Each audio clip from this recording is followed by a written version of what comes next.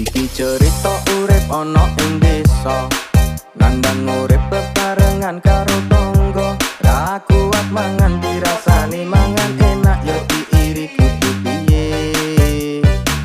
Anggonku nyikapi aku sebel duwe tangga kaya